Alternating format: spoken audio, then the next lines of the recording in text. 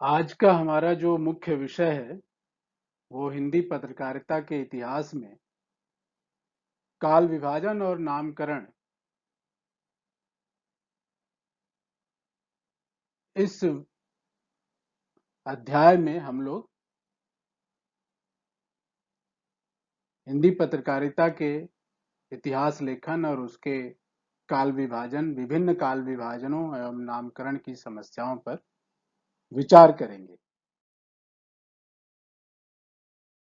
अध्याय में जो प्रमुख बिंदु हैं जिन पर हम लोग विचार करेंगे वो इस प्रकार हैं कि इतिहास लेखन के जो प्रारंभिक और विभिन्न प्रयास हुए हैं उस पर एक दृष्टि डालेंगे। काल विभाजन का महत्व क्या होता है इतिहास लेखन और इतिहास पठन पाठन में। जो निम्नलिखित विभिन्न काल विभाजन हमें दिखाई देते हैं उनका आधार क्या होता है, किस आधार पर उनका नामकरण किया जाता है, और इतिहास लेखन में इन काल विभाजनों एवं नामकरण की प्रक्रिया में किस किस तरह की समस्याएं लेखकों और इतिहासकारों के सामने आती हैं, इस पर हम लोग विचार करेंगे। और अंत में हिंदी पत्रकारिता के इतिहास के जो कुछ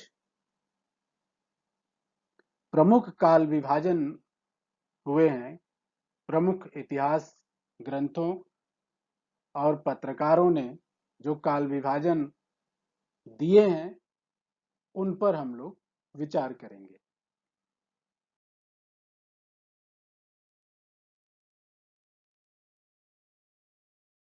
तो सबसे पहले काल विभाजन एवं नामकरण के जो प्रमुख आधार हैं उन्हें हम देख लें। हम सब यह जानते हैं कि इतिहास के पठन पाठन में काल विभाजन और नामकरण का बहुत महत्व है। बगैर काल विभाजन और नामकरण के कोई भी इतिहास ग्रंथ सिर्फ सूचनाओं का संकलन मात्र रह जाता है। इतिहास के प्रति कोई खास दृष्टिकोण उत्पन्न करने में वह ग्रंथ नाकाम साबित होता है। 1000-2000 साल के कालखंड को अध्ययन की दृष्टि से सुविधाजनक बनाने हेतु उसका काल विभाजन एवं नामकरण करना अनिवार्य हो जाता है। तो बात है कि यह काल विभाजन और नामकरण किन आधारों पर किया जाएगा। तो जो सबसे पहला और प्रमुख रूप से आधार चयन किया जाता है लेखकों और विद्वानों के द्वारा वह है प्रवृत्ति। हिंदी साहित्य के इतिहास में भी हम देखते हैं कि अधिकांश कालों का नामकरण या विभाजन उनके उस कालखंड में लिखे गए प्रमुख जो ग्रंथ हैं उनकी प्रवृत्ति के आधार पर किया गया है।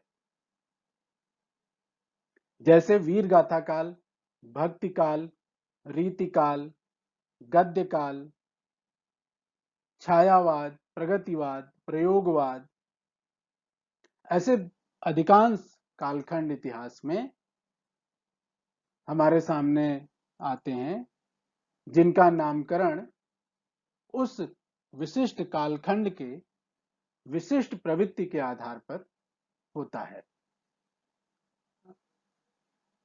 वीर गाथा काल में वीर रस की प्रधानता थी और उससे जुड़े ग्रंथ लिखे जाते थे, इसलिए उसका नाम वीर गाथा काल रखा गया। भक्ति काल में भक्ति परक रचनाएं होती थी, इसलिए उसका नाम भक्ति काल रखा गया। रीति काल में रीति की प्रधानता दिखाई देती है, इसलिए उसका नाम रीति काल रखा गया। तो प्रवृत्ति प्राथमिक आधार है किसी भी कालखंड को विभाजित करने और उसका नामकरण करने के पीछे। कभी कभी विशिष्ट कालखंड के आधार पर भी नामकरण और काल विभाजन किया जाता है। जैसे आगे आप देखेंगे प्रारंभिक काल। आदिकाल, उत्थान काल, विकास काल, यानी एक विशेष कालखंड में जिस तरह के परिवर्तन हमें दिखाई देते हैं, उन परिवर्तनों को आधार बना करके उस विशिष्ट कालखंड के आधार पर हम काल विभाजन या नामकरण करते हैं। दूसरा है महत्वपूर्ण व्यक्तित्व के नाम पर भी हम नामकरण और काल विभाजन करते हैं। तो हिंदी साहित्य के इतिहास से अगर आप उदाहरण लें तो वहां आपको भारतेंदु युग, भारतेंदु हरिश्चंद्र के नाम पर, द्विवेदी युग, महावीर प्रसाद द्विवेदी के नाम पर उदाहरण के रूप में मिलते हैं। तो प्रवृत्ति के आधार पर हम नामकरण और काल विभाजन करते हैं, विशिष्ट कालखंड के आधार पर हम काल विभाजन और नामकरण करते हैं, और कभी कभी महत्वपूर्ण व्यक्तित्व, रचनाकार के नाम पर भी हम काल विभाजन करते हैं। शुरुआत में ही मैंने कहा कि किसी भी तरह के इतिहास में, चाहे वह साहित्य का इतिहास हो, चाहे वह पत्रकारिता का इतिहास हो, चाहे किसी दूसरे तरह का कोई इतिहास हो, उसमें कालखंड, काल विभाजन और नामकरण अपना एक बहुत महत्वपूर्ण रोल अदा करता है। अध्ययन की दृष्टि से इसका खास महत्व है।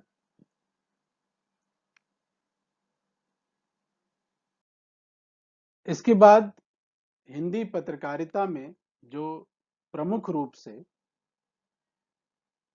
इतिहास ग्रंथ लेखन के प्रयास हुए हैं, उनका उनकी एक लिस्ट इस तरीके से है। सबसे पहला प्रयास बाबू राधा कृष्ण दास ने 1894 में हिंदी भाषा के सामयिक पत्रों का इतिहास नाम से निबंध लिखा था। राधा कृष्ण दास भारतेंदु युग के लेखक थे, भारतेंदु के रिश्तेदार भी थे।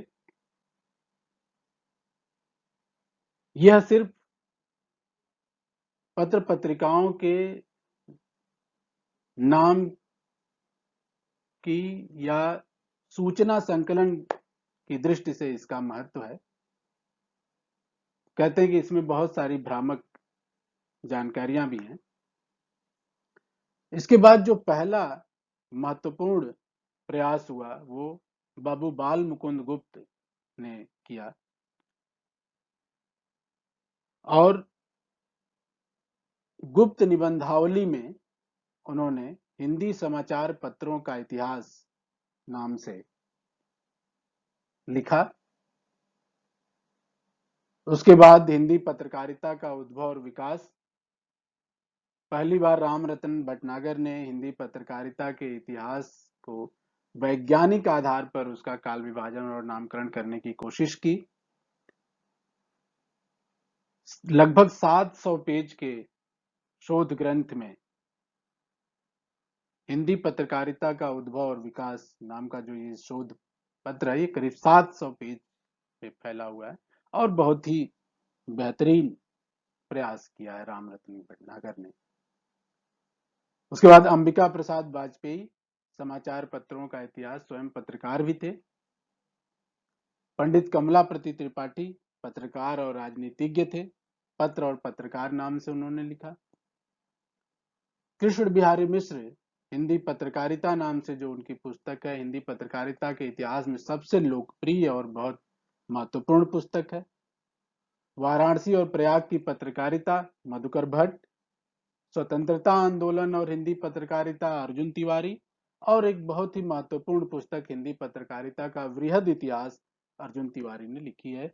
इसके अलावा कई छिटपुट प्रयास हुए हैं, आंचलिक पत्रकारिता के ऊपर प्रयास हुए हैं, उसके इतिहास लेखन पर प्रयास हुए हैं, जैसे राजस्थान की पत्रकारिता, बिहार की पत्रकारिता, हिंदी पत्रकारिता में बनारस का योगदान, हिंदी पत्रकारिता में प्रयाग का योगदान, हिंदी पत्रकारिता में कानपुर का योगदान, हिंदी पत्रकारिता में पूर्वांचल प्रदेश का योगदान। इस तरह के छोटे मोटे प्रयास भी लगातार चलते रहे हैं हिंदी पत्रकारिता के इतिहास लेखन में। इन सब पुस्तकों और लेखों में जो काल विभाजन और नामकरण है, उसके कुछ प्रमुख काल विभाजन और नामकरण पर हम यहाँ चर्चा करेंगे। जैसे मैंने बताया कि राधा कृष्ण दास ने कोई काल विभाजन या नामकरण करने का प्रयास नहीं किया। उन्होंने सिर्फ सूचनाओं का, तथ्यों का संकलन मात्र किया है।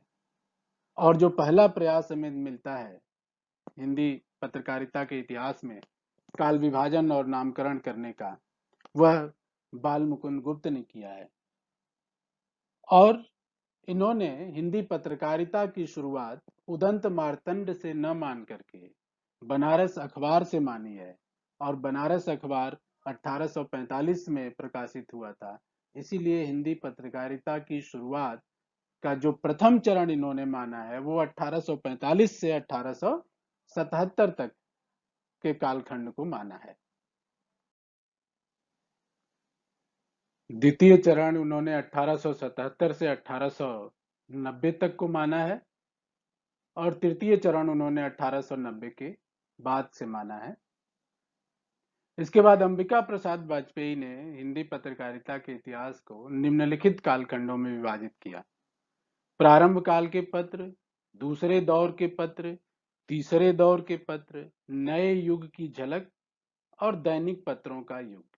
ये उन्होंने एक अलग तरीके से हिंदी पत्रकारिता के इतिहास को विभाजित करने की कोशिश की। इसके बाद जो डॉक्टर राम रतन भटनागर हिंदी पत्रकारिता का उद्भव और विकास नाम से जो ग्रंथ लिखा, इसमें पहली बार इन्होंने हिंदी पत्रकारिता के इतिहास को वैज्ञानिक आधार पर इसका काल विभाजन और नामकरण करने की कोशिश की। और हम सब जानते हैं कि 1826 से हिंदी का पहला समाचार पत्र उदंत मार्तंड प्रकाशित होना शुरू होता है। इसीलिए डॉक्टर राम रतन भटनागर ने आरंभिक काल या आरंभिक युग 1826 से 1867 माना है। 1867 इसलिए कि 1867 में भारतेंदु ने पत्रकारिता की शुरुआत की थी। इसीलिए 1826 जहां से हिंदी पत्रकारिता का पहला प्रयास शुरू होता है, वहां से लेकर 1867 तक जहां से भारतेंदु ने पहली पत्रिका प्रारंभ की थी, उस बीच को इन्होंने आरंभिक युग के नाम से संबोधित किया है। दूसरा इन्होंने जो नामकरण किया है वह है उत्थान युग। उत्थान युग को इन्होंने दो भागों में विभाजित किया, 1867 से 1883, और दूसरे चरण को इन्होंने 1883 से 1900 तक। उसके बाद विकास युग। विकास युग को फिर इन्होंने दो भागों में विभाजित किया, 1900 से 1921, और द्वितीय चरण 1921 से 1935। आधुनिक युग को इन्होंने 1935 से 1945 का समय दिया है। उत्थान युग में जो 1867 से 1883 है और 1883 से 1900 है, यहां भी भारतेंदु एक महत्वपूर्ण व्यक्ति के रूप में उभर कर सामने आते हैं। 1885 में भारतेंदु की मृत्यु होती है और हिंदी साहित्य के इतिहास में 1900 तक का समय भारतेंदु युग के नाम से जाना जाता है। तो भारतेंदु और भारतेंदु मंडल के प्रयासों को इन्होंने उत्थान युग का नाम दिया है। और उसके बाद द्विवेदी युग और बाद में जो प्रयास हुए उसको विकास युग का नाम दिया।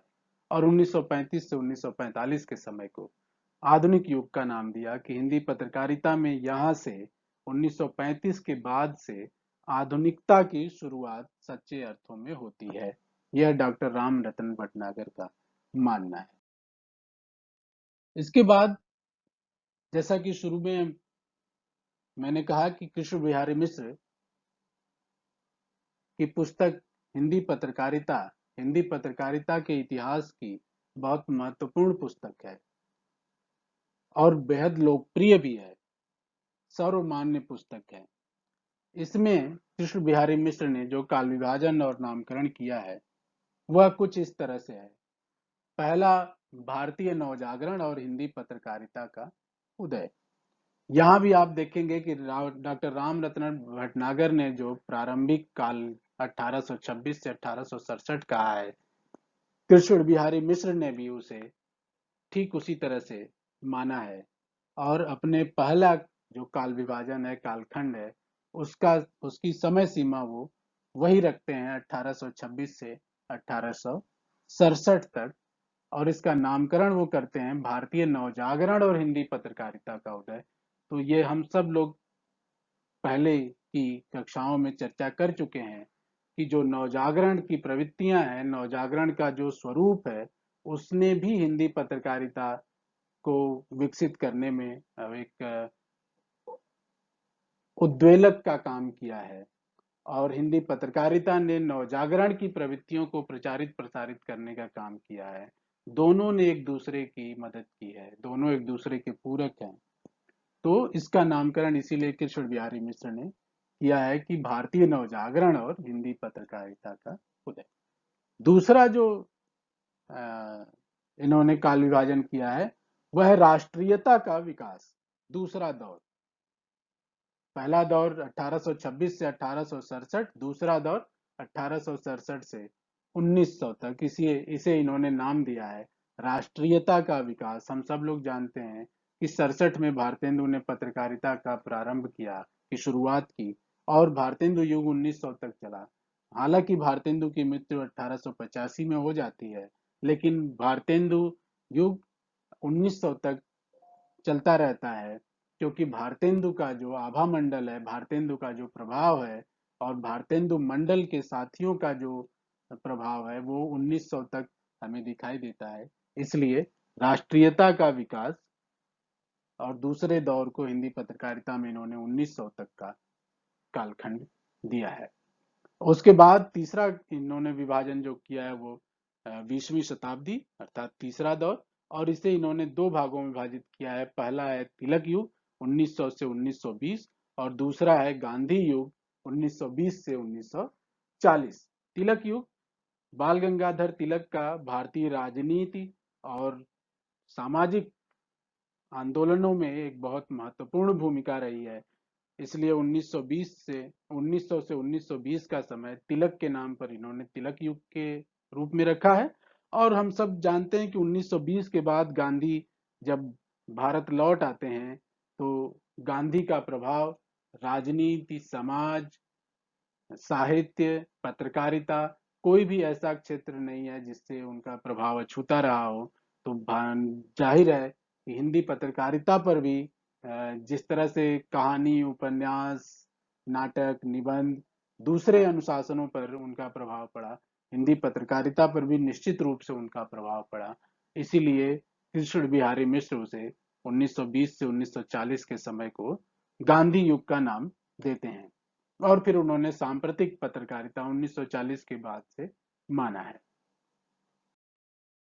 डॉक्टर रमेश कुमार जैन है इतिहासकार, जिन्होंने अपने इतिहास ग्रंथ में काल विभाजन कुछ इस तरह से किया है कि प्रारंभिक युग 1826 से 1867 तक।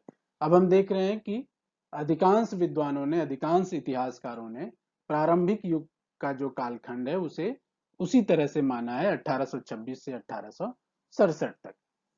अब यहाँ पर रमेश कुमार जैन ने भारतेंदु युग का नामकरण किया है।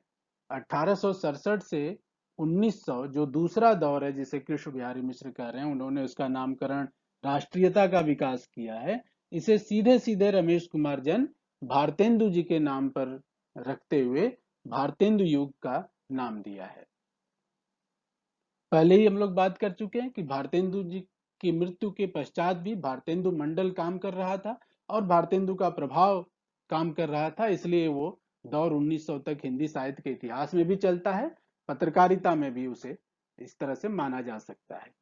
और फिर इन्होंने हिंदी पत्रकारिता के काल विभाजन को ही एक तरह से आधार मानते हुए फिर से द्विवेदी युग, जिस तरह से हम हिंदी साहित्य के इतिहास में द्विवेदी युग 1900 से 1920 मानते हैं, इसी तरह से इन्होंने हिंदी पत्रकारिता के इतिहास में भी द्विवेदी युग 1900 से 1920 माना है। द्विवेदी महावीर प्रसाद द्विवेदी के नाम पर यह नामकरण हुआ है और हम सब जानते हैं कि सरस्वती पत्रिका के माध्यम से द्विवेदी जी ने हिंदी पत्रकारिता और हिंदी साहित्य दोनों में ऐसी ऐसे काम किए जिसकी वजह से उनके नाम पर उस कालखंड का नामकरण किया जाता है। यह बेहद महत्वपूर्ण बात है। उसके बाद गांधी दक्षिण अफ्रीका से गांधी वापस आते हैं और देश भर में वो घूमना प्रारंभ करते हैं। असहयोग आंदोलन, अहिंसा, स्वाधीनता प्राप्ति, ऐसे बहुत सारे जो उनके प्रयास हैं उससे धीरे धीरे जनता जुड़ती जाती है और लोग आकर्षित होते हैं। और सिर्फ साहित्य ही नहीं, सिर्फ राजनीति ही नहीं, बल्कि दूसरे क्षेत्रों में भी उनका प्रभाव सब लोग निर्विवाद रूप से मानते हैं। उस दौर का जो भी चाहे वह साहित्य हो, चाहे वह राजनीति हो, चाहे वह सामाजिक आंदोलन हो, धार्मिक आंदोलन हो, सुधारवाद हो, किसी भी क्षेत्र में ऐसा नहीं कहा जा सकता कि उस पर गांधी का प्रभाव न पड़ा हो। इसलिए हिंदी पत्रकारिता के इतिहास में भी गांधी एक महत्वपूर्ण व्यक्तित्व के रूप में हमारे सामने आते हैं और गांधी युग 1920 से 1947 तक कहा जाता है। इसके ठीक पहले कृष्ण बिहारी मिश्र ने इसे 1940 माना था, जबकि रमेश कुमार जैन इसे 1947 तक ले जाते हैं। 1947 तक का कालखंड ज्यादा समीचीन लगता है, ज्यादा वैज्ञानिक लगता है, क्योंकि 1947 एक ऐसा समय है हमारे देश में जहां से हम उसके बाद से हमारे सोचने और हमारे लिखने पढ़ने का तरीका बिल्कुल बदल जाता है। देश 1947 के पहले का देश और 1947 के बाद के देश में बहुत अंतर हो जाता है। और उसके बाद फिर उन्होंने दिया है 1947 से अब तक स्वातंत्र्योत्तर युग। तो स्वतंत्रता प्राप्ति के बाद देश में, जैसे मैंने कहा कि सब कुछ बदल जाता है, तो हिंदी पत्रकारिता में भी बड़े पैमाने पर बदलाव आने शुरू होते हैं। उसको चिन्हित करते हुए इन्होंने उसे स्वातंत्र्योत्तर युग का नाम दिया है। अर्जुन तिवारी, जिन्होंने हिंदी पत्रकारिता के इतिहास की कई सारी पुस्तकें लिखी हैं, स्वतंत्रता आंदोलन और हिंदी पत्रकारिता का वृहद इतिहास, इस तरह की किताबों में इन्होंने जो काल विभाजन किया है वो कुछ इस प्रकार है। बीज वपन काल, एक तरह से प्रारंभिक काल 1826 से 1867 इन्होंने भी माना है। अंकुरण काल 1867 से 1905, उसके बाद पल्लवन काल 1905 से 1929 और फलन काल फिर 1929 से 1947। अर्जुन तिवारी ने हिंदी पत्रकारिता की कई सारी पुस्तकें लिखी हैं और अंकुरण काल को इन्होंने, जैसे कि हम लोग देख रहे हैं इस स्लाइड में, अंकुरण काल को इन्होंने 1867 से 1905 तक का समय दिया है। पल्लवन काल 1905 से 1929 और फिर फलन काल 1929 से 1947। 1947 को इन्होंने भी एक महत्वपूर्ण 1947 को अर्जुन तिवारी ने भी एक महत्वपूर्ण वर्ष के रूप में चिन्हित किया है और ये फलन काल को 1947 तक ले आते हैं। 1929 से 1947 के पीछे भी इनका तर्क वो स्वतंत्रता आंदोलन की जो गतिविधियां थी उसी को आधार माना है। इन नामकरण का तात्पर्य भी वही है, अन्य की भांति। इन नामों के पीछे भी डॉक्टर अर्जुन तिवारी का जो सोचना है वो उसी तरह से है, जैसे बीज वपन काल अर्थात प्रारंभिक काल, अंकुरण काल, उत्थान काल, पल्लवन काल, विकास काल, फलन काल, यानी उसके बाद का वर्तमान समय। इसके बाद एक अन्य बेहद महत्वपूर्ण पत्रकारिता के इतिहासकार श्री बांके बिहारी भटनागर, इन्होंने कुछ अलग तरह से हिंदी पत्रकारिता के इतिहास को कालखंडों में विभाजित करने की कोशिश की। इन्होंने भी वही प्रथम चरण, द्वितीय चरण, तृतीय चरण और चतुर्थ चरण के रूप में काल विभाजन किया और प्रथम चरण को अन्य विद्वानों की भांति 1826 से ही प्रारंभ मानते हैं। लेकिन इनके काल विभाजन में जो एक नई बात हमें देखने को मिलती है कि ये प्रथम चरण का समापन 1857 को मानते हैं। हम सबको ज्ञात है कि 1857 भारतीय स्वतंत्रता आंदोलन की शुरुआत का समय है और 1857 से भारत में राष्ट्रीयता की, स्वाधीनता की, जातीयता की शुरुआत होती है। इसलिए 1857 को इन्होंने एक महत्वपूर्ण कालखंड के रूप में माना है और द्वितीय चरण की शुरुआत 1857 से मानते हैं।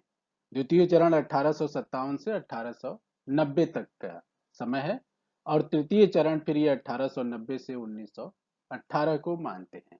1890 द्वितीय चरण में 1890 तक कालखंड को ले जाने के पीछे भी संभवतः भारतेंदु है, क्योंकि 1885 में भारतेंदु की मृत्यु होती है और उसके बाद भारतेंदु की मृत्यु के बाद हिंदी पत्रकारिता में परिवर्तन आ जाता है। भारतेंदु ने जिस तरह से हिंदी पत्रकारिता के फलक को विस्तृत कर दिया था और भारतेंदु मंडल के सहारे उसे एक विस्तृत फलक पर पहुंचाया था, ऊर्ध्वगामी कर दिया था। उसके बाद पत्रकारिता में उनके न रहने के बाद निश्चित ही एक गैप आया होगा, उसको चिन्हित करते हुए इन्होंने शायद 1890 रखा और तृतीय चरण 1890 से 1918 और फिर वो 1918 से 1947 चौथा चरण यानी गांधी युग। तो गांधी के महत्व को ध्यान में रखते हुए यहाँ पर वो पुनः 1918 से 1947 करते हैं और 47 को जिस लिए वो रखते हैं वो हमारे सामने स्पष्ट है। तो इसका भी प्रारंभिक युग उसी भांति से शुरू होगा। 1826 से पहला प्रयास वहीं से शुरू होता है, इसलिए प्रारंभिक युग भी, और प्रारंभिक युग नाम में कोई समस्या नहीं हो सकती है किसी को। तो 1826 से 1867 तक, क्योंकि भारतेंदु ने जब कविवचन सुधा की शुरुआत 1867 में की, उसके बाद से हिंदी पत्रकारिता में एक अलग तरह का बदलाव आ जाता है और वो उसके सरोकार बिल्कुल बदल जाते हैं, वह जनता से जुड़ने लगती है ना। तो यहाँ से हम 1867 को एक महत्वपूर्ण बिंदु के रूप में देखते हैं। इसलिए 1826 से 1867 ही उसका सही सही काल विभाजन कहा जा सकता है। दूसरा भारतेंदु युग, हिंदी साहित्य के इतिहास में जिस भारतेंदु युग है वहीं से हम इसे आयातित करते हैं और भारतेंदु के नाम पर, भारतेंदु सिर्फ एक व्यक्ति नहीं थे, वो एक नेता थे, नवजागरण और सांस्कृतिक व्यक्तित्व के रूप में हमारे सामने आते हैं, जो जिन्होंने न सिर्फ खुद काम किया बल्कि अपने आसपास एक ऐसी टीम बनाई जिसको हम भारतेंदु मंडल के नाम से जानते हैं, उसे भी प्रेरित किया, उसके माध्यम से एक अलग जगाने की कोशिश की, उसके माध्यम से लोगों को जागरूक करने की कोशिश की और वह साहित्य में भी है, वह पत्रकारिता में भी है। इसीलिए भारतेंदु युग के लगभग सभी साहित्यकार पत्रकार भी हैं और सभी पत्रकार साहित्यकार भी हैं। सबने पत्रिका निकाली, सबने पत्रकारिता में अपने हाथ आजमाए और उसका उद्देश्य यही था कि ज्यादा से ज्यादा लोगों को इस चीज के बारे में बताना और जागरूक करने के लिए इसका इस्तेमाल करना। सामाजिक जागरूकता, आंदोलन, परिवर्तन, इन सब के लिए भारतेंदु युग और भारतेंदु मंडल के लेखकों ने पत्रकारिता का एक औजार के रूप में इस्तेमाल किया। उसके बाद द्विवेदी युग, इसे कोई तिलक युग भी कहना चाहे तो कह सकता है, और ये सीधा सीधा 1900 से 1920 द्विवेदी युग हिंदी साहित्य के इतिहास में भी 1900 से 1920 तक माना जाता है। पत्रकारिता में भी इसे ठीक हूबहू उसी तरीके से माना जा सकता है, क्योंकि द्विवेदी जी ने सरस्वती के माध्यम से जिस तरह से हिंदी पत्रकारिता में बदलाव किया, वो हम सबके सामने उसका उदाहरण है। इसलिए यह नामकरण समीचीन लगता है। और तिलक भारतीय राजनीति में, समाज में, राष्ट्रीय आंदोलन में जिस तरह से तिलक का योगदान है, वह हमें पत्रकारिता में भी दिखाई देता है। पत्रकारिता के इतिहास में उनके पत्रों का भी एक महत्वपूर्ण योगदान है। इसलिए इसे कोई अगर इस पूरे समय को तिलक युग कहना चाहे तो कह सकता है। राष्ट्रीय चेतना, राष्ट्रीय अभिव्यक्ति में जिस तरह की बोल्डनेस आती है, वो तिलक की पत्रकारिता में, वह और बाकी पत्रिकाओं में भी देखने को मिलती है। इसलिए इसे तिलक युग भी कहा जाए तो गलत नहीं होगा। उसके बाद गांधी, गांधी जी के बारे में हम सब जानते हैं। गांधी के आने के बाद से परिदृश्य बिल्कुल बदल जाता है, इसलिए इसे कोई गांधी युग कह सकता है। और इसका सही सही समय 1920 से 1947 ही है, क्योंकि 1947 वह समय है जहां से हमारा देश बिल्कुल बदल जाता है। 47 के पहले का देश और 47 के बाद के देश में बहुत अंतर है। इसीलिए 47 के बाद की पत्रकारिता को स्वातंत्र्योत्तर युग के अंतर्गत रखा जाए तो ज्यादा ठीक होगा। और इस स्वातंत्र्योत्तर युग का मतलब यह है कि 1947 के बाद की पत्रकारिता, और 1947 के बाद की पत्रकारिता भी एकदम से बदली हुई पत्रकारिता है। देश आजाद हो जाता है, स्वाधीन हो जाता है, और यहाँ से पत्रकारिता में एक व्यावसायीकरण की शुरुआत होती है। यहाँ से पत्रकारिता व्यावसायिक हो जाती है। बड़े बड़े उद्योग घराने पत्रकारिता में शामिल होते हैं और बड़े बड़े पत्र निकलते हैं, दैनिक अखबार निकलते हैं, और पूरी एक व्यवस्था इसकी बनती चली जाती है। तो और भी आगे बदलाव हुए हैं, लेकिन हिंदी की साहित्यिक पत्रकारिता का इतिहास पढ़ते समय इन बदलावों पर हमें ज्यादा ध्यान देने की जरूरत है। इसलिए इसे 1947 के बाद के समय को स्वातंत्रोत्तर युग में रखा गया है। इसी में फिर बाद में क्रमशः नए नए परिवर्तन आते रहते हैं, जुड़ते चले जाते हैं। 60 के दशक का जो लघु पत्रकारिता आंदोलन है, वह भी इसी में आता है। तो एक इस तरह से कोशिश की गई है कि एक ऐसा काल विभाजन जो सबको सर्वमान्य हो, सब में सबकी स्वीकृति जिस पर बन सकती हो, वो इस तरह से किया जा सकता है।